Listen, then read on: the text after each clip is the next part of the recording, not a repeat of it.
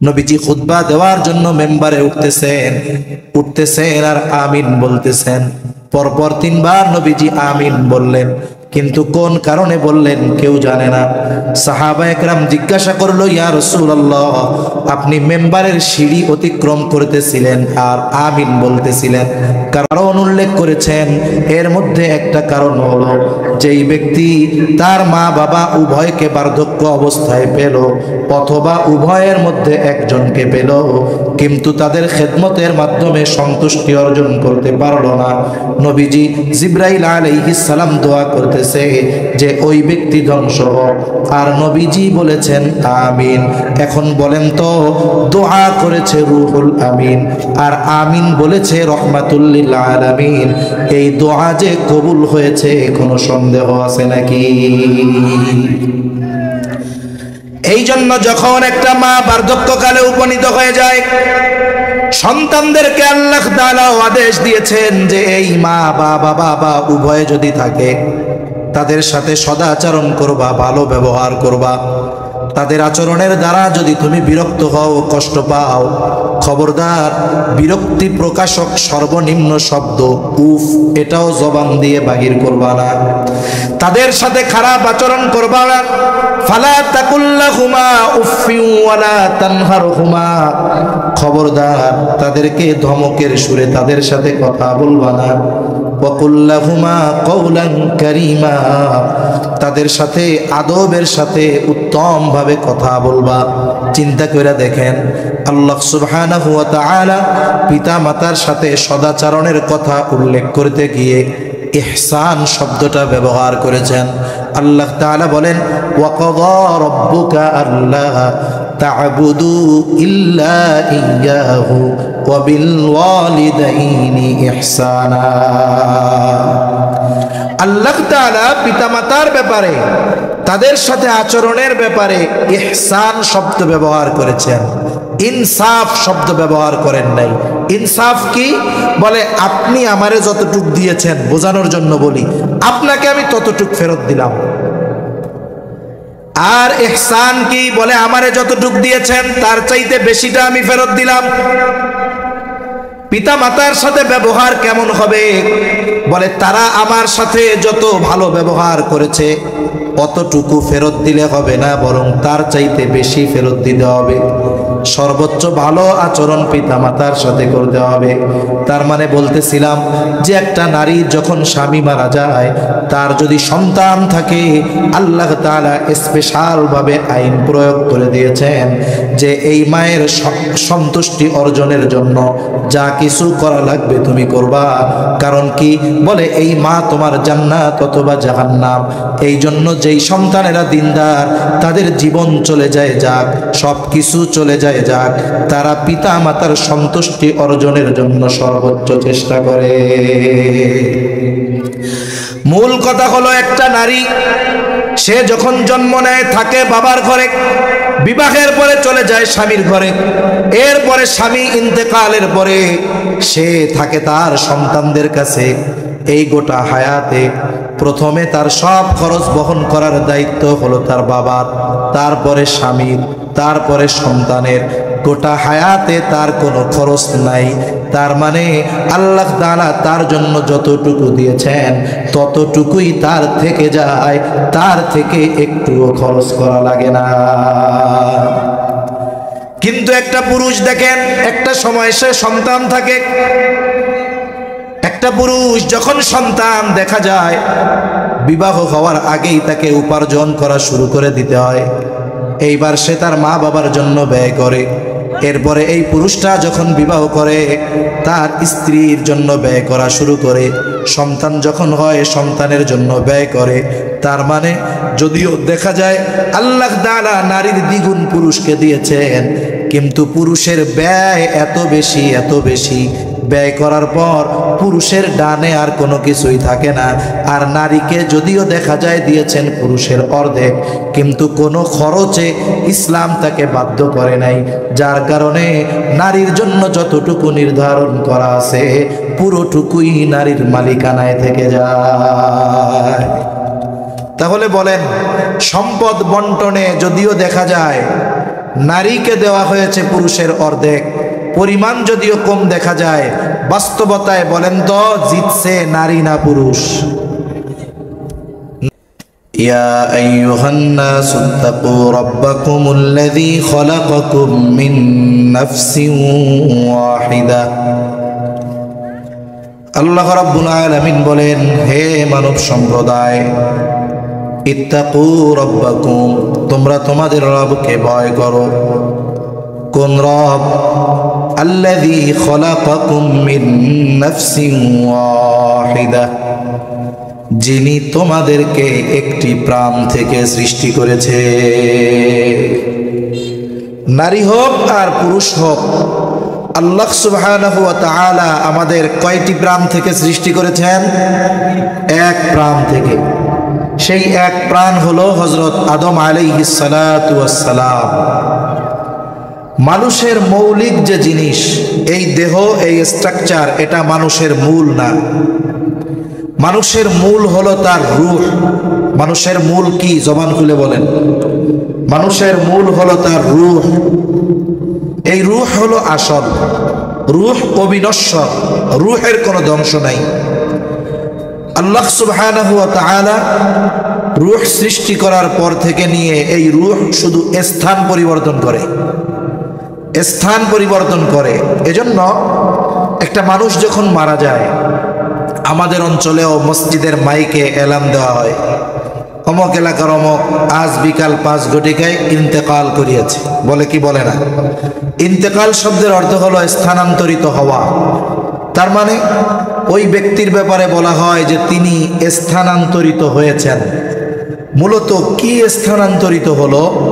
বলে আমাদের রূহটা আলমে দুনিয়া থেকে আলমে বরজখে স্থানান্তরিত হয়েছে। এখন আল্লাহ তাআলার নির্দেশ হলো রূহ। আল্লাহ সুবহানাহু ওয়া তাআলা এই দিক থেকে নারী পুরুষকে একজনের থেকেই আল্লাহ বের করেছেন। হাদিসের মধ্যেও আসছে, আল্লাহ সুবহানাহু ওয়া তাআলা আদম আলাইহিস সালামকে সৃষ্টি করেছেন মাটি থেকে, আমাদেরকে সৃষ্টি করেছেন আদম আলাইহিস সালাম থেকে। আর এক হাদিসের মধ্যে আসছে, নবীজি সাল্লাল্লাহু আলাইহি ওয়াসাল্লাম বলেন যে আল্লাহ তাআলা আদম আলাইহিস সালামের পৃষ্ঠদেশ তথা পিঠ থেকে আল্লাহ তাআলা কিয়ামত পর্যন্ত যত মানুষ আসবে, যত মানুষ দুনিয়ায় আছে, যত মানুষ দুনিয়া থেকে চলে গেছে, সবার রূহ আল্লাহ তাআলা আদম আলাইহিস সালামের পিঠ থেকে বের করেছেন। তাহলে এই দৃষ্টিকোণ থেকে নারী পুরুষ এরা সবাই একজনের থেকে বাহির হলো। তবে এই গঠন দেওয়ার ক্ষেত্রে আল্লাহ তাআলা একটা সিস্টেম নির্ধারণ করেছেন। সিস্টেমটা কি? আল্লাহ সুবহানাহু ওয়া তাআলা আদম আলাইহিস সালাতু ওয়াস সালাম থেকে তার জোড়া হাওয়া আলাইহিস সালামকে সৃষ্টি করেছেন। এরপরে কি করেছেন? বলে এই দুইজনের মাধ্যমে আল্লাহ সুবহানাহু ওয়া তাআলা পৃথিবীব্যাপী নারী এবং পুরুষের বিস্তার আল্লাহ তাআলা ঘটিয়েছেন।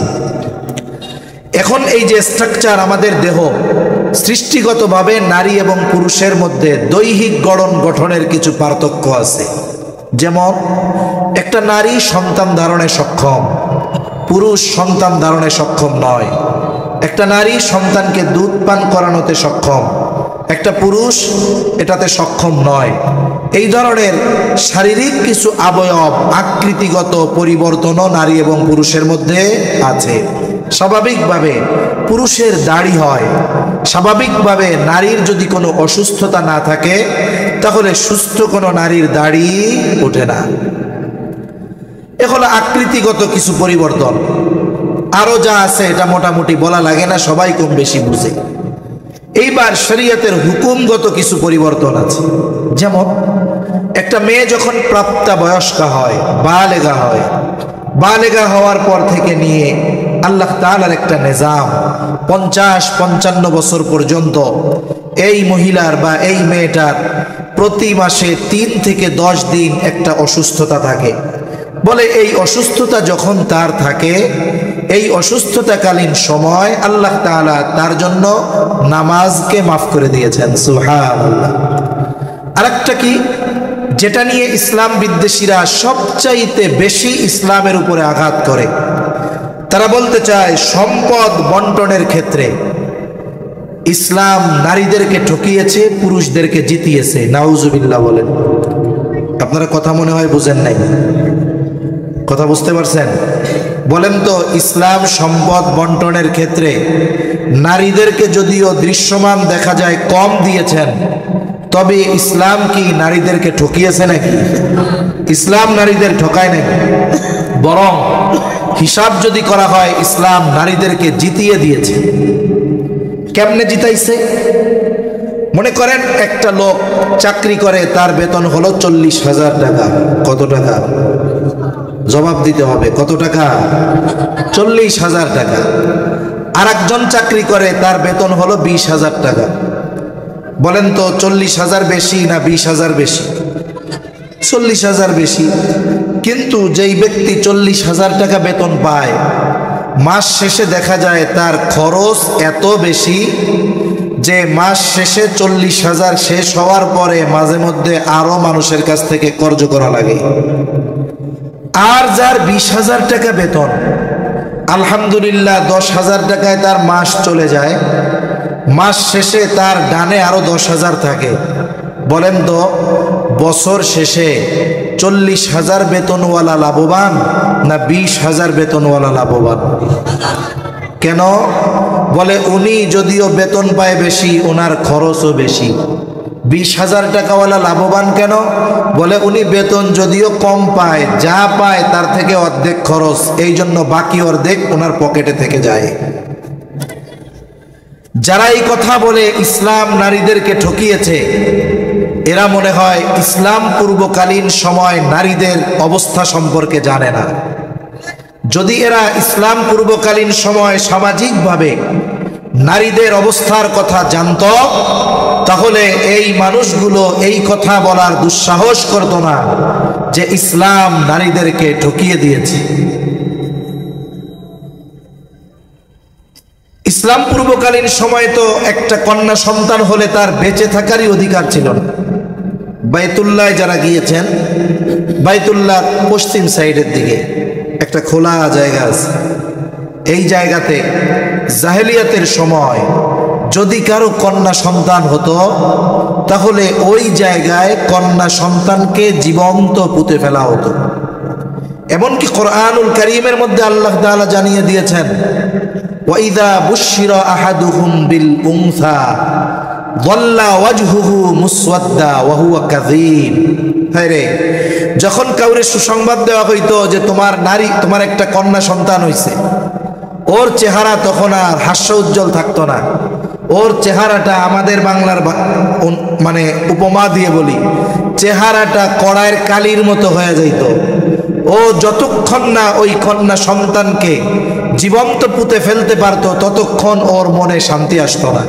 কন্যা সন্তান হওয়াকে সে নিজের সম্মানের জন্য হানিকর মনে করত। কন্যা সন্তান হওয়াকে সে নিজের জন্য লজ্জার কারণ মনে করত। কন্যা সন্তান যদি হইতো, লজ্জায় সে ঘর থেকে বের হতো না, মানুষদেরকে মুখ দেখাইতো না। এটা ইসলাম পূর্বকালীন সময়। তার মানে ওই সময় নারীর বেঁচে থাকারই অধিকার ছিল না। ইসলাম আসলো, নবীজি সাল্লাল্লাহু আলাইহি ওয়াসাল্লাম নারীদের অধিকার প্রতিষ্ঠা করলেন। প্রথমত নারীদেরকে বেঁচে থাকার অধিকার দিলেন। পুরুষদেরকে জানিয়ে দিলেন, তোমার 2টা কন্যা যদি হয়, 2টা কন্যাকে ভালো মতো তুমি বড় করো, একে দিন শেখাও, দিনদার পাত্রের হাতে তুলে দাও, তাহলে কি হবে? বলে তুমি 2টা জান্নাতের মালিক হয়ে যাওয়া। সুবহানাল্লাহ। এখন যদি কারো বেশি হয় তাহলে কি হবে? বলে যতগুলা হবে ততগুলার ব্যাপারে যদি যথাযথভাবে পিতা দায়িত্ব পালন করে, আল্লাহ তাআলা ততগুলো জান্নাতের মালিক তারে বানায়া দিবে। সুবহানাল্লাহ বলেন। ইসলাম পূর্ববর্তীকালীন সময় কোন নারী যখন মা হতো, মা, এই মা হিসাবেও তার অধিকার প্রতিষ্ঠিত ছিল না। কিন্তু আল্লাহ তাআলা নারীকে মায়ের অধিকার দিলেন। অধিকারটা কত? এক লোক এসে নবীজির কাছে জিজ্ঞাসা করতেছেন, আমার কাছে সবচাইতে বেশি হক প্রাপ্য কে? রাসূল সাল্লাল্লাহু আলাইহি ওয়াসাল্লাম বললেন, উম্মুকা, তোমার মা। সে জিজ্ঞাসা করে সুম্মা মান, এরপরে কে? নবীজি আবার বললেন তোমার মা। সে আবার জিজ্ঞাসা করতেছে সুম্মা মান, এরপরে কে? নবীজি আবার বললেন তোমার মা। চতুর্থবার যখন সে জিজ্ঞাসা করলো যে এরপরে কে, নবীজি বললেন তোমার পিতা আর অন্যান্য যারা আছে তারা। তাহলে মা হিসাবে নারীর অধিকার প্রতিষ্ঠিত করলো ইসলাম, কন্যা হিসাবে নারীর অধিকার প্রতিষ্ঠিত করলো ইসলাম।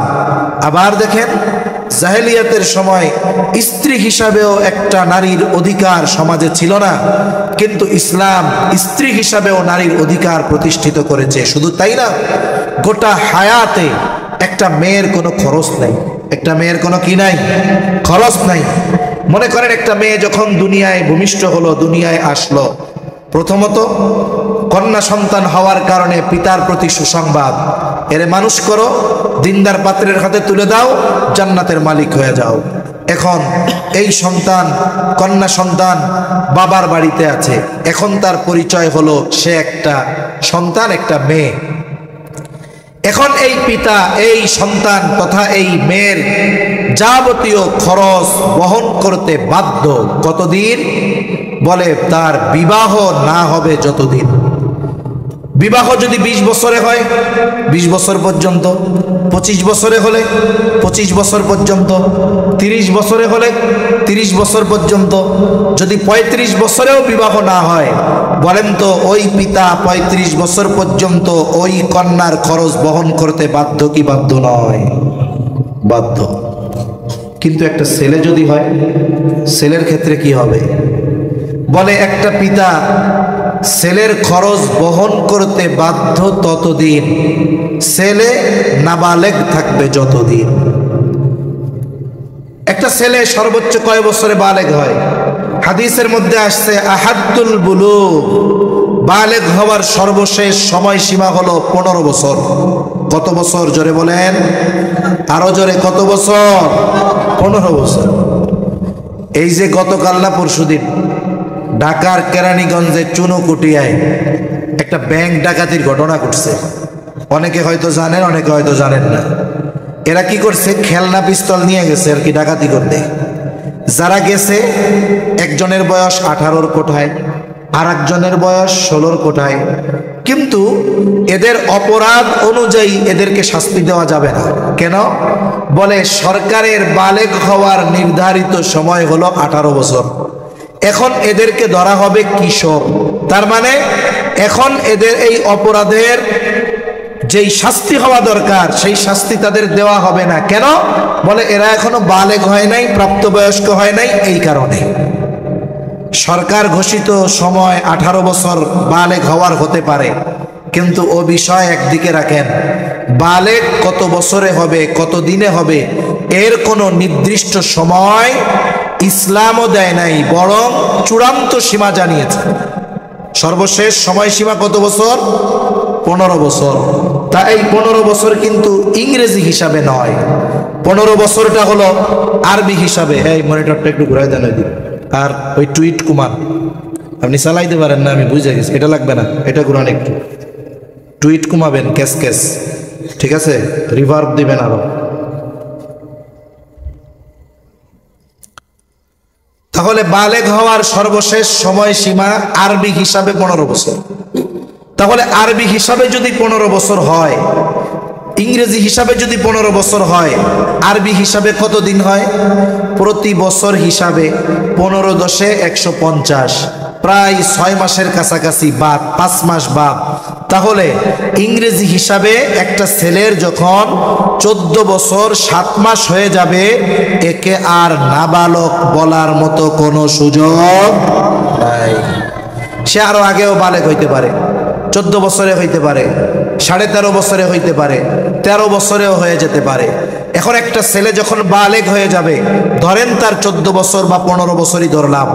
এখন এই ছেলের 15 বছর হওয়ার পরে তার পিতা যদি তাকে বলে যে বাবা তুমি এখন তো বালেগ হয়ে গেছো, আজকে থেকে আমি তোমার কোনো খরচ দিতে পারবো না, তোমার প্রাইভেটের টাকা দিতে পারবো না, তোমার টিউশনির টাকা দিতে পারবো না, আমি অসুস্থ, আমারে উপার্জন করে খাওয়াও, তোমার খরচ আমি দিতে পারবো না। বলেন তো ছেলে বালেগ হয়ে যাওয়ার পরে এই কথা বলার অধিকার পিতার আছে না নাই? আছে। কেন? সন্তান ছেলে বালেগ হয়ে যাওয়ার পরে তার খরচ বহন করতে পিতা বাধ্য নয়। কিন্তু মেয়ের ক্ষেত্রে বালেগ হলে কি বলবে যে তোমাকে আমি আর খাওয়াইতে পারবো না? এ কথা বলার অধিকার বাবার আছে? বিবাহ হইতেছে না, বাপ কি বলতে পারবে তোমার বিবাহ হয় না কেন, আমি তোমারে আর খাওয়াইতে পড়াইতে পারবো না? তার মানে দেখেন, বাবার ঘরে মেয়ের যতদিন না বিবাহ হবে ততদিন পর্যন্ত মেয়ের খরচ দিতে বাবা বাধ্য। আর ছেলের ব্যাপারে বাবা বাধ্য কতদিন? বলে ছেলে নাবালক থাকবে যতদিন। এখন বুঝে থাকলে বলেন, বাবার ঘরে ছেলে জিতলো না মেয়ে জিতলো? মেয়ে জিতে গেছে। এরপরে মেয়েটার জন্য একটা সম্বন্ধ আসছে, ছেলে দেখতে আসছে। ছেলে খুব স্মার্ট, উচ্চ শিক্ষিত, চেহারাও অনেক সুন্দর, সব কিছু ঠিক আছে। ছেলেও মেয়ে পছন্দ করেছে, মেয়েও ছেলেরে পছন্দ, মেয়ের বাড়ির সবার ছেলেকে পছন্দ। এখন বিবাহের আগে ছেলে একটা কথা বলতেছে যে দেখেন, আমারও আপনাদেরকে পছন্দ হয়েছে, আমাকেও আপনাদের পছন্দ হয়েছে, আমি এই বিবাহে রাজি, তবে একটা শর্ত আছে। কি শর্ত? যে আপনার মেয়েকে বা আপনাদের মেয়েকে আমি বিবাহ করব, শর্ত হলো তার যত খরচপত্র আছে, খাদ্য, বস্ত্র, চিকিৎসা, বাসস্থান, এই সমস্ত খরচ আপনাদের বহন করতে হবে। বলেন তো, এই প্রস্তাব যদি কোনো ছেলে কোনো মেয়ের বাবাকে দেয়, মেয়ে যদি কালো হয়, মেয়ে যদি খোড়াও হয়, মেয়ে যদি বোবাও হয়, বলেন তো ওই বাপ ওই সুদর্শন ছেলের সাথে মেয়ে বিবাহ দিবে? বরং এই প্রস্তাব যদি এই জায়গায় কেউ দেয়, আগে তারে ধরে পিটানি দিবে। ঠিক কিনা কও? যে বিবাহ করতে আসছো আর তুমি বিয়ে করবে আর খরচ চালামো আমি, বেটা ভাগ এখান থেকে। তার মানে একটা ছেলে তো এই বিবাহের ব্যাপারে কবুল বলে তখন, এর আগে ওই মেয়ের খাদ্য, বস্ত্র, চিকিৎসা, বাসস্থান সহ মৌলিক যত চাহিদা আছে সব কিছু পূরণ করার প্রতিশ্রুতিবদ্ধ হয়ে এরপরে সে কবুল বলতে পারে। ঠিক কিনা কন? এখন মেয়েটা কোথায় গেল? স্বামীর ঘরে।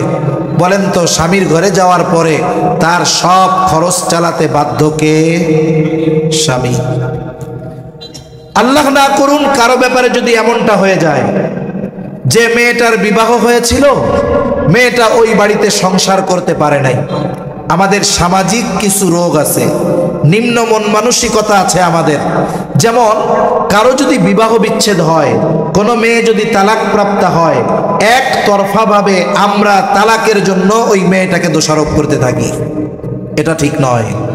বিবাহ বিচ্ছেদ অনেক সময় মেয়ে নয়, অন্য কারণেও হতে পারে। যেমন আমাদের দেশে অনেক দিনদার বাবা আছে, মেয়েটাও দিনদার, বাপও দিনদার, কিন্তু বিবাহ দেওয়ার সময় যখন কোনো মালদারের পক্ষ থেকে প্রস্তাব আসে, দিনদার বাবা তখন আর দিন টোকায় না, তখন মাল টোকায়। কথা ভুল বললাম নাকি? আছে না এরকম অনেক বাবা? এখন যদি কেউ বলে ভাই আপনি দিনদার, আপনার মেয়েটাও আলেমা দিনদার, আপনি এরকম একজন বদ্দিনের সাথে বিয়া দিলেন কেন? অসুবিধা নাই, টাকা পয়সা আছে তো, ঠিক হয়ে যাবে। এখন মনে করেন ওই মেয়েটা চট্টগ্রাম শহরে থাকে, স্বামীর ডুপ্লেক্স বাড়ি আছে, খুব আলিশান বাড়ি। এখন ওই মেয়েটা ওই বাড়িতে গিয়ে দেখে যে তার স্বামী এবং স্বামীর পরিবারের মধ্যে দিনের কোনো বালাই নাই। স্বামী পরনারীতে আসক্ত, স্বামী মাদকাসক্ত, প্রতিদিন রাতে ওই বাড়িতে মদের আসর বসায়, এমনকি স্বামী তাকে জোরাজুরি করে তার বন্ধুদের সামনে তার চেহারা অনাবৃত করে বন্ধুদের সামনে নিয়ে যেতে চায়। বলেন তো, এই রকম একটা বাড়িতে যতই আলিশান ব্যবস্থা থাকুক না কেন, একজন দিনদার মেয়ের জন্য ওই বাড়িটা ছোটখাটো জাহান্নামের মতো হয়ে যাবে কি যাবে না? এখন মেয়ে সংসার করতে পারে নাই, বিবাহ বিচ্ছেদ হয়ে গেছে, আবার বাবার বাড়িতে আসছে। আমাদের সমাজের সমস্যা কি? দুইজন লোক কথা বলতেছে, একজন বলে যে অমক চাচা দিনদার, কিন্তু ওনার মেয়েটারে বিয়া দিছিল এক মালদারের সাথে, কিন্তু মেয়েটা খুব ভালো, মেয়েটা খুব ভালো মেয়ে।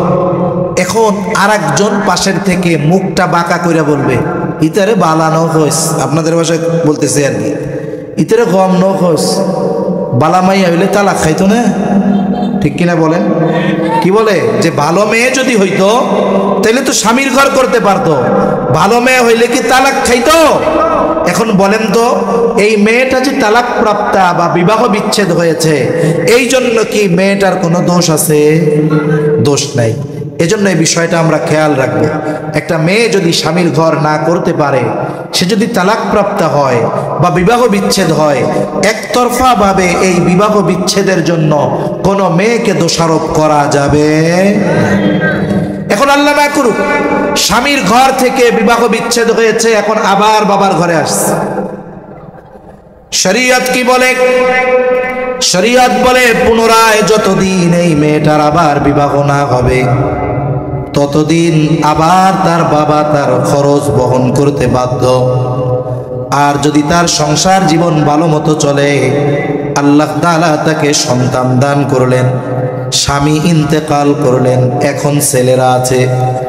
আরে শরীয়ত সন্তানদের ব্যাপারে কঠোরভাবে জানিয়ে দিয়েছে যে তুমি তোমার এই মায়ের খেদমত যথাযথভাবে করবা। শুধু তাই না, মাকে আচরণের মাধ্যমেও কোনো কষ্ট দেওয়া যাবে না। এই জন্য নবীজি সাল্লাল্লাহু আলাইহি ওয়াসাল্লাম কঠোর আরোপ করেছেন। প্রসিদ্ধ একটা হাদিস রমজান মাস আসলে আমরা অধিকাংশ সময় বলি, নবীজি খুতবা দেওয়ার জন্য মেম্বারে উঠতেছেন আর আমিন বলতেছেন। পরপর 3 বার নবীজি আমিন বললেন, কিন্তু কোন কারণে বললেন কেউ জানে না। সাহাবা একরাম জিজ্ঞাসা করলো, ইয়া রাসূলুল্লাহ, আপনি মেম্বারের সিঁড়ি অতিক্রম করতেছিলেন আর আমিন বলতেছিলেন, কারণ উল্লেখ করেছেন। এর মধ্যে একটা কারণ হলো, যেই ব্যক্তি তার মা বাবা উভয়কে বার্ধক্য অবস্থায় পেল অথবা উভয়ের মধ্যে একজনকে পেল, কিন্তু তাদের খেদমতের মাধ্যমে সন্তুষ্টি অর্জন করতে পারলো না, নবীজি জিবরাইল আলাইহিস সালাম দোয়া করতেছে যে ওই ব্যক্তি ধ্বংস হোক। আর নবীজি বলেছেন আমিন। এখন বলেন তো, দোয়া করেছে রুহুল আমিন আর আমিন বলেছে রহমাতুল লিল আলামিন, এই দোয়া যে কবুল হয়েছে কোনো সন্দেহ আছে নাকি? এই জন্য যখন একটা মা বার্ধক্যকালে উপনীত হয়ে যায়, সন্তানদেরকে আল্লাহ তাআলা আদেশ দিয়েছেন যে এই মা বা বাবা উভয়ে যদি থাকে, তাদের সাথে সদাচরণ করবা, ভালো ব্যবহার করবা। তাদের আচরণের দ্বারা যদি তুমি বিরক্ত হও, কষ্ট পাও, খবরদার বিরক্তি প্রকাশক সর্বনিম্ন শব্দ উফ এটাও জবান দিয়ে বাহির করবা না। তাদের সাথে খারাপ আচরণ করবা না। ফালা তাকুল্লাহুমা উফফি ওয়ালা তানহারহুমা, খবরদার তাদেরকে ধমকের সুরে তাদের সাথে কথা বলবা না। ওয়াকুল্লাহুমা কওলান কারীমা, তাদের সাথে আদবের সাথে উত্তম ভাবে কথা বলবা। চিন্তা করে দেখেন, আল্লাহ সুবহানাহু ওয়া তাআলা পিতা মাতার সাথে সদাচরণের কথা উল্লেখ করতে গিয়ে ইহসান শব্দটা ব্যবহার করেছেন। আল্লাহ তাআলা বলেন, ওয়া কাযা রাব্বুকা আল্লা তা'বুদু ইল্লা ইয়্যাহু ওয়া বিল ওয়ালিদাইনি ইহসানা। আল্লাহ তাআলা পিতামাতার ব্যাপারে, তাদের সাথে আচরণের ব্যাপারে ইহসান শব্দ ব্যবহার করেছেন, ইনসাফ শব্দ ব্যবহার করেন নাই। ইনসাফ কি? বলে আপনি আমারে যতটুক দিয়েছেন, বোঝানোর জন্য বলি, আপনাকে আমি ততটুক ফেরত দিলাম। আর ইহসান কি? বলে আমারে যতটুক দিয়েছেন তার চাইতে বেশিটা আমি ফেরত দিলাম। পিতা মাতার সাথে ব্যবহার কেমন হবে? বলে তারা আমার সাথে যত ভালো ব্যবহার করেছে অতটুকু ফেরত দিলে হবে না, বরং তার চাইতে বেশি ফেরত দিতে হবে। সর্বোচ্চ ভালো আচরণ পিতা মাতার সাথে করতে হবে। তার মানে বলতেছিলাম যে একটা নারী যখন স্বামী মারা যায়, তার যদি সন্তান থাকে, আল্লাহ তাআলা স্পেশাল ভাবে আইন প্রয়োগ করে দিয়েছেন যে এই মায়ের সন্তুষ্টি অর্জনের জন্য যা কিছু করা লাগবে তুমি করবা। কারণ কি? বলে এই মা তোমার জান্নাত অথবা জাহান্নাম। এই জন্য যেই সন্তানেরা দিনদার, তাদের জীবন চলে যায় যাক, সব কিছু চলে যায় যাক, তারা পিতা মাতার সন্তুষ্টি অর্জনের জন্য সর্বোচ্চ চেষ্টা করে। মূল কথা হলো একটা নারী সে যখন জন্ম নেয় থাকে বাবার ঘরে, বিবাহের পরে চলে যায় স্বামীর ঘরে, এরপরে স্বামী ইন্তেকালের পরে সে থাকে তার সন্তানদের কাছে। এই গোটা হায়াতে প্রথমে তার সব খরচ বহন করার দায়িত্ব হলো তার বাবার, তারপরে স্বামীর, তারপরে সন্তানের। গোটা হায়াতে তার কোনো খরচ নাই। তার মানে আল্লাহ তাআলা তার জন্য যতটুকু দিয়েছেন ততটুকুই তার থেকে যায়, তার থেকে একটুও খরচ করা লাগে না।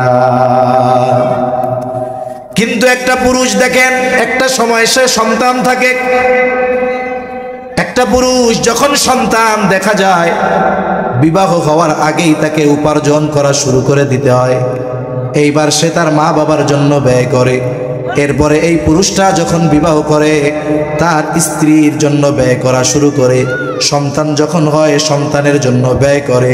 তার মানে যদিও দেখা যায় আল্লাহ তাআলা নারীর দ্বিগুণ পুরুষকে দিয়েছেন, কিন্তু পুরুষের ব্যয় এত বেশি, এত বেশি ব্যয় করার পর পুরুষের ডানে আর কোনো কিছুই থাকে না। আর নারীকে যদিও দেখা যায় দিয়েছেন পুরুষের অর্ধেক, কিন্তু কোনো খরচে ইসলাম তাকে বাধ্য করে নাই। যার কারণে নারীর জন্য যতটুকু নির্ধারণ করা আছে পুরোটুকুই নারীর মালিকানায় থেকে যায়। তাহলে বলেন, সম্পদ বন্টনে যদিও দেখা যায় নারীকে দেওয়া হয়েছে পুরুষের অর্ধেক, পরিমাণ যদিও কম দেখা যায়, বাস্তবতায় বলেন তো জিতছে নারী না পুরুষ? নারী জিতছে। কিন্তু ইবাদতের বিনিময়ের ক্ষেত্রে আল্লাহ তাআলা কোনো তারতম্য করেন নাই। বরং যদি হিসাব করা হয় নারীকে এখানেও আল্লাহ জিতিয়ে দিয়েছেন। বলে একটা পুরুষের সময় আছে, সুযোগ আছে, সে ইচ্ছা করলে নফল ইবাদত করতে পারে, তাহাজ্জুদ পড়তে পারে, মসজিদে অপেক্ষা করে আওয়াবিন ইশরাক করতে পারে। কিন্তু একটা নারী যখন বাসায় থাকে, তার যদি সন্তান থাকে, তার জন্য ফরজ নামাজ পড়াই অনেক সময় কষ্টকর হয়ে যায়। এই জন্য নফল ইবাদত সে করতে পারে না, নফল রোজা সে রাখতে পারে না। এই যে স্বামীর মা বাবার খেদমত করে, এই জন্য নফল ইবাদত করতে পারে না। স্বামীর জন্য রান্না করে, অন্যান্য আত্মীয় স্বজন আসলে সেবা করে, তাদের খেদমত করে। বলে এই নারী যদি এইগুলাকে বোঝা না মনে করে আল্লাহর সন্তুষ্টির জন্য এই কর্মগুলো করে, বুজুর্গানে দিন বলেন এই নারীর রান্না বান্না, কাপড় ধোয়া, তারপরে সন্তান লালন পালন, এই বিষয়গুলো তার আমলনামায় কবুল ইবাদত বলে গণ্য হয়ে যায়। আর পুরুষ নামাজ পড়ছে, রোজা রাখছে, কবুল হবে কি হবে না আল্লাহ জানে। কিন্তু সে যদি তার এই গৃহস্থলী কাজগুলো আল্লাহর সন্তুষ্টির জন্য করে, বলে এগুলাও তার আমলনামায় কবুল ইবাদত বলে যোগ হয়, হিসাবে এই জায়গাও নারী জয়ী। ঠিক কিনা গো? যাই হোক, আমার আয়াতের মূল আলোচনার দিকে যাই। আল্লাহ রাব্বুল আলামিন বলেন, মান আমিলা সালিহাম মিন যাকারিন আও উনসা ওয়া হুয়া মুমিন। আল্লাহ রাব্বুল আলামিন বলেন, মান আমিলা সালিহা, যে নেক আমল করে, মিন যাকারিন আও উনসা, নারী হোক অথবা পুরুষ, ওয়া হুয়া মুমিন, আর সে মুমিন। সোজা কথাই হলো মুমিন নারী অথবা পুরুষ যদি আমলে সালেহ করে, তাহলে এই মুমিন নারী অথবা পুরুষের জন্য কয় ধরনের পুরস্কার? জোরে গণ, জোরে বলেন কয় ধরনের? আপনারা কি সজাগ আছেন? আসেননি? তাকবীর দেন তো, নারায়ে তাকবীর, আরো জোরে নারায়ে তাকবীর। মোটামুটি একটু মনে হয়েছে ঘুম ভাঙছে আপনাদের। আপনারা নারায়ে তাকবীর দেন না, ওই পাশ দিয়া টঙ্গীর মাঠে নারায়ে তাকবীর কইয়া হুজুর কই পিড়ে সাইজ করে ফেলতেছে। তাহলে ইমানদার নারী অথবা পুরুষ যদি আমলে সালেহ করে, কয় ধরনের পুরস্কার? জোরে বলেন কয় ধরনের? আমি ইমানের ব্যাপারে আলোচনায় যাব না, আমি আমলে সালেহের বিষয় নিয়ে কয়েকটা কথা আপনাদের সাথে একটু মুযাকারা করব। প্রথম বিষয় হলো ঈমান তো সবচাইতে দামি এক সম্পদ। বলে ঈমান যদি না থাকে কোনো ভালো কাজ আল্লাহ তাআলার কাছে আখিরাতে প্রতিদান পাওয়ার যোগ্য বলে বিবেচিত হয় না। এই দুনিয়ায় কাফেররাও অনেক ভালো কাজ করে, কাফেররা অনেক দান সাদকা করে, বলে এদের ভালো কাজের প্রতিদান কি হয়? বলে আল্লাহ যা দিবে পুরাটুকি দুনিয়ায় দিয়ে দেয়, আখেরাতে ওদের জন্য কিছু নাই। কেন? বলে আখেরাতের খাতা খুলতে হইলে ইমানদার হওয়া লাগবে, ঠিক কিনা বলেন? আর ইমানদার যদি নেক আমল করে দুনিয়ায়ও কিছু দেয়, আখেরাতে আল্লাহ পরিপূর্ণ দেন। এই জন্য আমার আপনার আমলগুলোকে যদি আখেরাতে প্রতিদান পাওয়ার যোগ্য হিসাবে গড়ে তুলতে হয়, ঈমান লাগবেই লাগবে, এটা কম্পালসারি শর্ত, লাগবেই লাগবে। সাথে সাথে এই ঈমানটাকে আমরা শিরিক মুক্ত রাখবো, কারণ শিরিক মুক্ত ঈমান এটা যদি না থাকে, ঈমান যদি ত্রুটি বিচ্যুতি হয়, ঈমানের মধ্যে যদি ত্রুটি বিচ্যুতি থাকে, দেখা যাবে আমার আমলগুলো আল্লাহ তাআলার কাছে গ্রহণযোগ্য হবে না। এই জন্য আমাদের ঈমানকে ত্রুটি মুক্ত রাখার জন্য সর্বপ্রথম জরুরি যেই কাজটা, সেটা হলো সকল ধরনের শিরিক থেকে বেঁচে থাকা। এখন আপনি শিরিক থেকে বেঁচে আছেন, সম্ভবত তাফসীরে রুহুল মাআনির মধ্যে আসছে, কথা জেহেনে আসলো তাই বলি। কিয়ামতের দিন এক লোক আল্লাহর সামনে হাজির হবে, এর কোনো আমল নেই, একেবারে এ টু জেড কোনো আমল নেই। আল্লাহ সুবহানাহু ওয়া তাআলা শুধুমাত্র এই ব্যক্তির আমল কি? বলে ও কোনোদিন আল্লাহর সাথে শিরিক করে নাই। শুধুমাত্র এই কারণে আল্লাহ তাআলা কিয়ামতের দিন তারে মাফ করে দিবে। সুবহানাল্লাহ। আল্লাহ তাআলাও বলছে, ইন্নাল্লাহা লা ইয়াগফিরু আন ইউশরাকা বিহি ওয়া ইয়াগফিরু মা দুনা যালিকা লিমান ইয়াশা। হায়রে, কেউ যদি আল্লাহর সাথে শিরিক না করে, এই শিরিক ব্যতীত বাকি যত গুনাহ আছে আল্লাহ তাআলা যদি চান গুনাহগুলো মাফ করে দিবেন, কিন্তু শিরকের গুনাহ করে তওবা করে না, আল্লাহ তাআলা গুনাহগুলো ক্ষমা করবে না। এই জন্য আমার আপনার আমলটা যদি আসলেও কাজে লাগাতে হয়, আমাকে আপনাকে শিরিক মুক্ত ঈমানের অধিকারী হতে হবে। এখন ঈমানটা শিরিক মুক্ত, ঈমানটা খাঁটি। নবীজিও বলেন, আখলিস দীনাকা ইয়াকফিকাল আমালুল কলিল। নবীজি বলেন, তোমার ঈমান খাঁটি করো, অল্প আমল নাজাতের জন্য যথেষ্ট হয়ে যাবে। এখন ঈমান খাঁটি বলে নেক আমল করো। আল্লাহ তাআলা এই জায়গায় আমলে সালেহ বলেছেন, আমলে সালেহ সৎ কর্ম, নেক আমল। এখন বিষয় হলো, বুজুর্গানে দিন বলেন, একটা মানুষ নামাজ পড়লেই তার নামাজ আল্লাহর কাছে কবুল হয় না, তার মানে আমল করলেই সেটা সৎ আমল হয় না। বরং কিছু শর্তের আলোকে যদি মানুষ আমল করে, ওই আমল অল্প যদি হয়, ওই আমলগুলো যিনি কবুল করে নেন তিনি কে? এখন আমি আপনি আমার আপনার আমল যদি আল্লাহর কাছে কবুল করাতে চাই, এক নাম্বার যেই জিনিসটা লাগবে, বলে আমি আপনি যেই আমল করি না কেন, একমাত্র আল্লাহ তাআলাকে দেখানোর জন্য করতে হবে। দুনিয়ার মানুষকে দেখানোর জন্য যদি কেউ আমল করে, ওই আমল নাজাতের কারণ তো হবেই না, বরং পরকালে শাস্তির কারণ হয়ে দাঁড়াবে। প্রসিদ্ধ হাদিস আমরা সকলেই জানি, নবীজি জানায়া দিয়েছেন, আবু হুরায়রা রাদিয়াল্লাহু তাআলা আনহু থেকে বর্ণিত, কিয়ামতের দিন সর্বপ্রথম একজন শহীদের বিচার করা হবে। রক্তাক্ত অবস্থায় আল্লাহর সামনে হাজির, জিজ্ঞাসা করবে এই অবস্থা কেন? লোকটা বলবে, আল্লাহ আপনার দ্বীন আপনার জমিনে প্রতিষ্ঠা করার জন্য কাফেরদের বিরুদ্ধে লড়াই করে আমি আমার জীবনটা দিয়ে দিয়েছি। আল্লাহ তাআলা বলবেন, তুমি যে জিহাদ করেছো কেন করেছো? লোকটা বলবে, আল্লাহ আপনার সন্তুষ্টির জন্য করেছি। আল্লাহ তাআলা বান্দার মনের খবর জানে। আল্লাহ তাআলা বলবে, বান্দা তুমি মিথ্যা বলতেছো, আমি জানি তুমি জিহাদ করেছো যাতে করে দুনিয়ার মানুষ তোমার বীরত্বের প্রশংসা করে, তোমাকে বীর বলে, বাহাদুর বলে। বান্দা যে উদ্দেশ্যে জিহাদ করেছো, দুনিয়ায় তুমি তা পেয়ে গেছো, সুতরাং আজকে আমি আল্লাহর তরফ থেকে তোমার জন্য কিছু নাই, তুমি চলে যাও, তোমার ঠিকানা হলো চিরস্থায়ী জাহান্নাম। দুই নম্বরে আল্লাহ তাআলা একজন দানবীরকে ডাকবে। আল্লাহ তাআলা জিজ্ঞাসা করবে, আমি তোমারে সম্পদ দিয়েছিলাম কি করছো? লোকটা বলবে, আল্লাহ আপনার দেওয়া সম্পদ আমি দান সাদকা করেছি। কেন করেছো? লোকটা বলবে আল্লাহ আপনার সন্তুষ্টির জন্য করেছি। আল্লাহ তাআলা বলবে বান্দা তুমি মিথ্যা বলতেছো, আমি আল্লাহ তোমার অন্তরের খবর জানি। তুমি দান করেছো যাতে করে দুনিয়ার মানুষ তোমাকে দানবীর বলে, দুনিয়ার মানুষ যেন তোমার দানের প্রশংসা করে। এই দুনিয়ায় অনেক মানুষ আছে প্রশংসা পাওয়ার জন্য দান করে, আছে না নাই?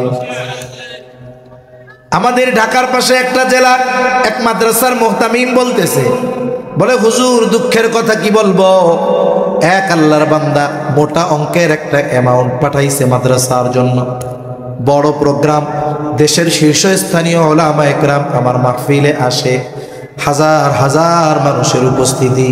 উনি আমারে চিরিকুটের মধ্যে লেখা দিছে এই টাকাটা মাদ্রাসায় দিলাম, কিন্তু আপনি প্রধান বক্তা যখন বয়ান শুরু করবে তার আগে নামটা ঘোষণা দিয়া কইয়া দিয়েন।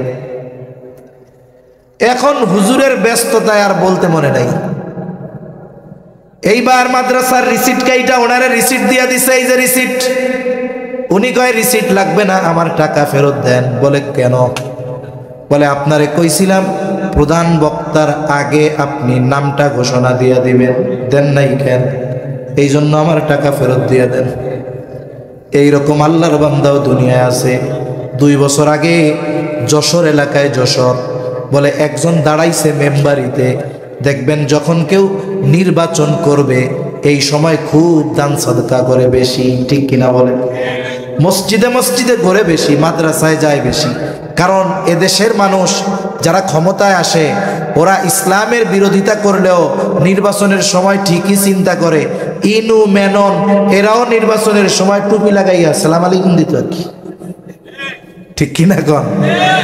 ওরা তো আর শুদ্ধভাবে সালাম দেয় না, কি কইতো সালাম আলাইকুম। এই যে নাস্তিক, এই কমিউনিস্ট, এরাও টুপি মাথায় দিত কেন? কয় এদেশের মানুষের অন্তরে যে দ্বীনের প্রতি মোহাব্বত আছে ওরা বুঝে, ঠিক কিনা কন? এরপরে দুর্ভাগ্যক্রমে ওই মেম্বার হইতে পারে না, এক মসজিদে দিয়েছিল ফ্যান, খোঁজ পাইছে ওই এলাকার কেউ ভোট দেয় নাই, আস্তে কইরা মসজিদ থেকে ফ্যান খুলে নিয়ে আসছে। চিন্তা কইরা দেখেন এইরকম দানবীরও আমাদের দেশে আছে না নাই? আল্লাহ তাআলা বলবে বান্দা তুমি যে উদ্দেশ্যে দান করেছো দুনিয়ায় তুমি তা পেয়ে গেছো, আজকে আমি আল্লাহর তরফ থেকে কিছু নাই, তুমি চলে যাও, তোমার ঠিকানা হলো জাহান্নাম। এরপরে একজন কারি সাহেবকে ডাকবেন, আলেমকে ডাকবে, জিজ্ঞাসা করা হবে কি ব্যাপার, ইলম শিখছো কেন, কোরআন কেন শিখেছো? লোকটা বলবে আল্লাহ আপনার সন্তুষ্টির জন্য শিখেছি। আল্লাহ তাআলা বলবে বান্দা তুমি মিথ্যা বলতেছো, আমি আল্লাহ তোমার অন্তরের খবর জানি। তুমি ইলম শিখেছো, কোরআন শিখেছো যাতে করে দুনিয়ার মানুষ তোমাকে আলেম বলে, হাফেজ বলে, তোমার তিলাওয়াতে যেন তারা বাহবা দেয়, তোমার বয়ান শুনে যেন বাহবা দেয়, তোমার যেন শাইখুল হাদিস বলে, মুফাসসিরে কোরআন বলে। যে উদ্দেশ্যে ইলম অর্জন করেছো দুনিয়ায় তুমি তা পেয়ে গেছো, আজকে আমি আল্লাহর তরফ থেকে তোমার জন্য কিছু নাই, তুমি চলে যাও, তোমার ঠিকানা হলো চিরস্থায়ী জাহান্নাম। এত বড় বড় আমল আল্লাহর সন্তুষ্টির জন্য না করার কারণে কোনো দাম নাই। আল্লাহ তাআলা কোরআনুল কারীমের মধ্যে জানায়া দেন এই যে আমরা দুনিয়ায় যে আমলগুলো করি সব আমল আল্লাহর সামনে হাজির করা হবে। আল্লাহ তাআলা বলেন ওয়াকাদিমনা ইলা মা আমিলু মিন আমালিন ফাজআলনাহু হাবাআম মানসুরা। আমরা যেই আমলগুলো করি ওই আমলগুলো আল্লাহর সামনে হাজির করা হবে। কার সামনে? জোরে কোন? বলেন তো ওই আমলগুলো যদি আল্লাহর জন্য না হয় মানুষের জন্য হয়, আল্লাহ তাআলা কি বুঝতে পারবেন কি পারবেন না? কোন আমল যদি জাল আমল হয় আল্লাহ তাআলা দইরা ফেলতে পারবে। দেখেন একজন লোক গেছে ব্যাংকে 1 লক্ষ টাকার বান্ডিল নিয়া, ওই বান্ডিলের মধ্যে 20টা ঢুকায় দিছে জাল টাকার নোট। এখন ব্যাংকের মধ্যে যেই মেশিন আছে ওই মেশিন শুধু টাকা গনে তা না, টাকা জাল হইলেও ধরতে পারে কি পারে না? এইবার মেশিনের মধ্যে দিয়ে দিছে, একটু পরে কিরে মেশিন সিগন্যাল দিছে জাল টাকা বের করছে। চিন্তা করে অনাকাঙ্ক্ষিত একটা হয়েই যাইতে পারে। কিন্তু বলেন তো পরপর যখন দেখবে 20-25টা জাল নোট, সন্দেহ আসবে কি আসবে না? প্রথম বিষয় বলেন তো এই জাল নোটগুলো কি পুনরায় গ্রাহককে ফেরত দেওয়া হবে নাকি? হবে না। ব্যাংক ওইটাকে পাঞ্চ মেশিন দিয়া ছিদ্র কইরা বাতিল বলে গণ্য করবে।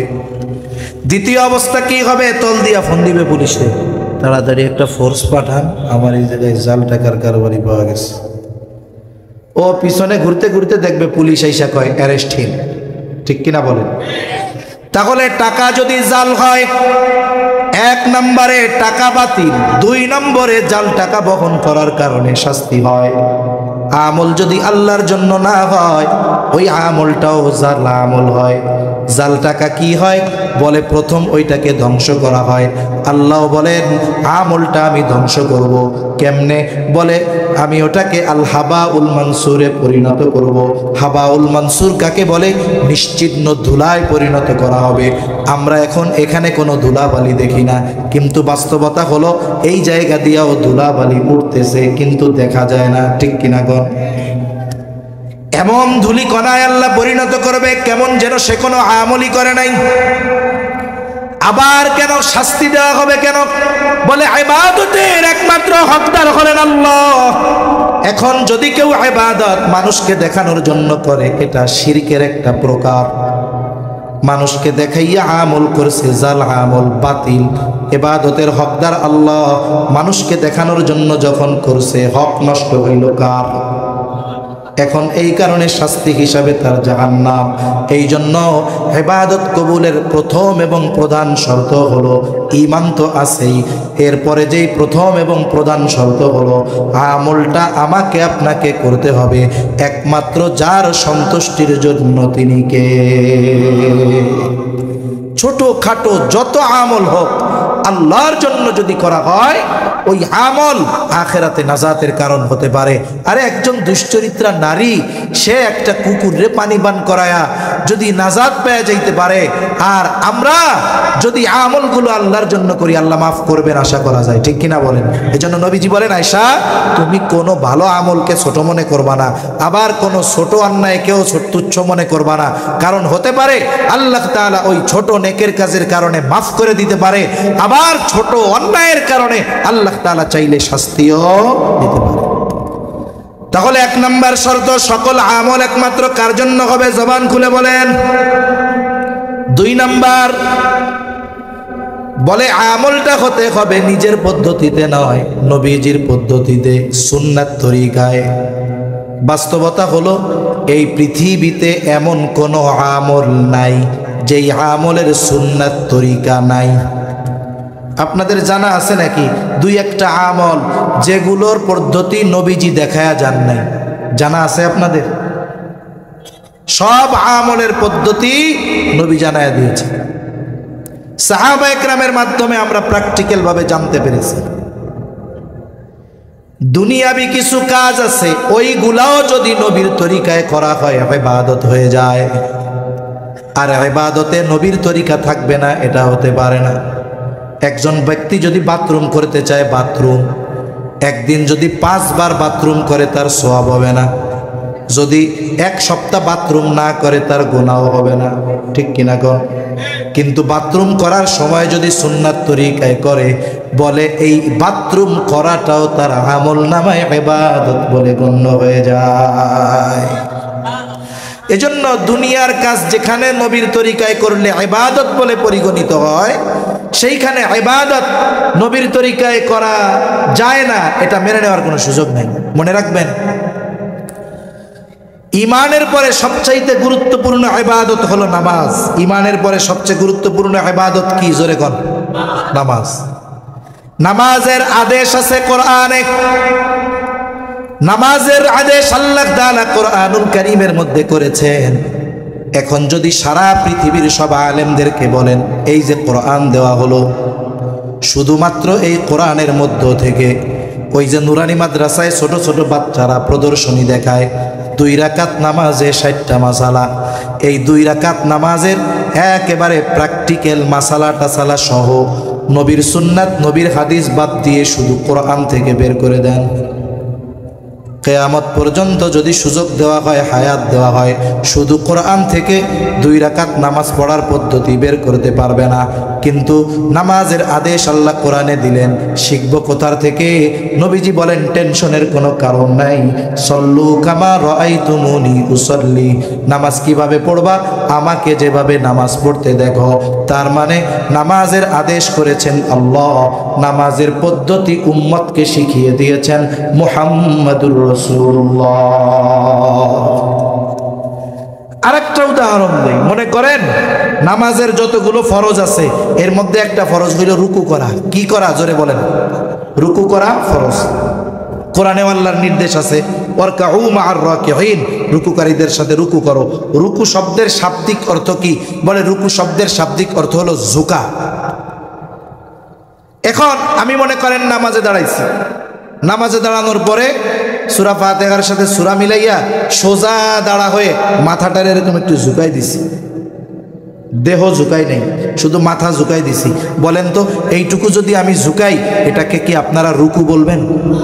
দেখেন রুকুর শাব্দিক অর্থ ঝুঁকা, বুঝলাম, কিন্তু কতটুকু ঝুঁকলে নামাজের রুকু হয় এটা কোরআনে নাই। শিখবেন কোথার থেকে? নবীর থেকে। নবী শিখিয়ে দিয়েছেন রুকু কেমনে করবা। এইভাবে দাঁড়ায় আসো, মাথা একটু ঝুঁকাইলে হবে না, একেবারে এলের মতো হয়ে যাইতে হবে, ডালের মতো হয়ে যাইতে হবে। মাথা পিঠ এর উপরে যদি একটা তক্তা রাইখা দেওয়া হয় একেবারে লেভেলিং ভাবে থাকবে। এইরকম যখন তুমি বাঁকা হবা, ঝুঁকবা, কয় এটারে কয় হলো নামাজের রুকু। ঠিক কিনা বলেন? শিখলাম কার থেকে? নবীর থেকে। জোরে বলেন কার থেকে? এজন্য প্রত্যেকটা ইবাদত নবীর তরিকায় হতে হবে। 3 নাম্বার বিষয় বলে যেই ইবাদত করবে সেই ইবাদতের মাসলা মাসাইল গুলো জানবে। এই জন্য নবীজিও বলেন তলাবুল ইলমি ফারিদাতুন আলা কুল্লি মুসলিম, দ্বীনি ইলম শিক্ষা করা প্রত্যেক মুসলমান নরনারীর উপরে ফরজ। বলে কেন ফরজ? যদি সে এই ইলমগুলো অর্জন না করে, দেখা যাবে তার জীবনের অনেক ইবাদত করতেছে, হচ্ছে না, সে নিজেও তা বুঝবে না। মনে করেন একজন ব্যক্তি নামাজ পড়বে, এখন যদি তার নামাজের ফরজগুলো না জানা থাকে, বাহিরে ভিতরে 13 ফরজ, নামাজের ওয়াজিবগুলো যদি না জানা থাকে, নামাজ ভঙ্গের কারণগুলো যদি না জানা থাকে, ওযু ভঙ্গের কারণ যদি না জানা থাকে, সমস্যাটা কি? বলে নামাজের বাহিরে ভেতরে 13 ফরজ। বলেন তো এই 13 ফরজ থেকে যদি একটা মাত্র ছুটে যায়, 13টা থেকে কয়টা? বলেন তো তার নামাজ থাকবে না যাবে? ব্যান্ড বাতিল।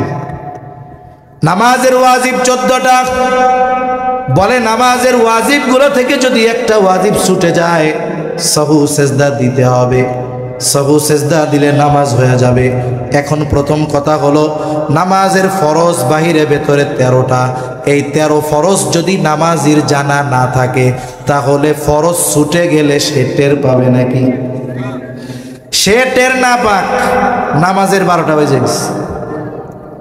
নামাজের ওয়াজিব 14টা, যদি তার ওয়াজিব 14টা না জানা থাকে, ওয়াজিব যদি ছুটে যায়, সাহু সেজদা যদি না দেয়, নামাজও থাকবে না। ঠিক কিনা গণ? বলে নামাজ ভঙ্গের কারণ 19টা কারণ পাওয়া লাগবে না, একটা পাইলেই যথেষ্ট, নামাজ শেষ। কিন্তু আল্লাহর বান্দা নামাজ ভঙ্গের 19 কারণ জানে না। দেখা গেল নামাজের মধ্যে 19 কারণ থেকে কারণ পাওয়া গেছে, উনি টের পাক আর না পাক, ওনার নামাজ আছে না নাই। তাহলে দেখেন নামাজ ভঙ্গের কারণ জানা লাগবে। বলে অজু ভঙ্গের কারণ 7টা জানতে হবে। কেন? বলে অজু যদি নামাজের মধ্যেও ছুটে যায়, তাহলে তার নামাজ থাকবে না। আবার দেখেন গোসলের ফরজ জানা লাগবে, যদি না জানে কি হবে? বলে সে অপবিত্র গোসল করা লাগবে। গোসলের ফরজগুলো আদায় হলো না, গোসল হলো না, পবিত্রতা হলো না। আর মনে রাখবেন, যেই পবিত্রতা অর্জনের জন্য গোসল দরকার, ওই পবিত্রতা অজুর দ্বারা অর্জিত হয় না। তাহলে সর্বনাশটা কি? বলে অজু হয় নাই, নামাজ নাই, গোসল হয় নাই, নামাজ নাই। আর একটা বিষয়, এই শীতকালীন সময় তো, এই জন্য আমরা খেয়াল রাখবো, শীতকালে অজু করতে গেলে সবাই ওই কাকের মতো ডুব দেয় আর কি, তাড়াতাড়ি কোনো মতে শেষ করতে পারলে বাসে। কিন্তু শীতকালীন সময় মানুষের ত্বকটা রুক্ষ থাকে, শুকনা থাকে, যার কারণে দেখা যায় যে অনেক সময় পানি ঢালছে, উপর দিয়ে চলে গেছে, জায়গাটা ভিজে নাই। পা ফেটে গেছে, পায়ের ফাঁকের মধ্যে পানি ঢুকে নাই। বলে অজু করার সময় অজুর যেই সমস্ত জায়গাগুলো ধৌত করা ফরজ, ওই জায়গাগুলোর মধ্যে যদি এক চুল পরিমাণও শুকনা থাকে তাহলে অজু হবে না। অজু হইল না তো পবিত্রতা হলো না, পবিত্রতা হলো না তো মক্কা শরীফ গিয়া নামাজ পড়লেও কাজ হবে না। এজন্য মাসালা মাসাইল জানার দরকার আছে না নাই? যারা মাদ্রাসায় পড়ে তারা মাদ্রাসা থেকে জানবে।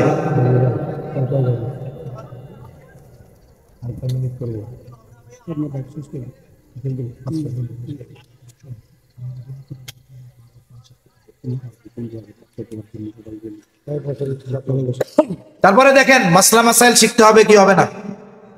শিখবেন কোথায়? বলে একদল তো মাদ্রাসায় শিখি।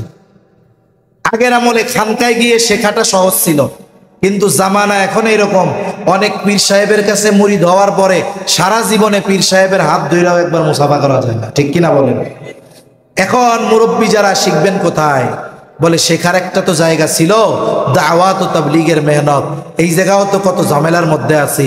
আমি আগেও বলছি, আমি একজন আম পাবলিক হিসাবে যদি আমারে কেউ জিজ্ঞাসা করে আপনি তাবলীগ কাদের সাথে করবেন, আমি স্বাভাবিক বলবো আমি আলেমদের সাথে করব। আলেমদের সাথে যাব। কেন যাব? বলে প্রথমত যাব তাদের সাথে গেলে তাদের যে জ্ঞানের আলো, ইলমের আলো, তাদের সাথে কিছুদিন থাকার কারণে হলেও এর প্রভাব আমার মধ্যে আসবে, ঠিক কিনা বলেন? আরে মিয়া, চম্বুকের সাথে যদি লোহা কিছুদিন লাগা থাকে, ওই লোহার মধ্যে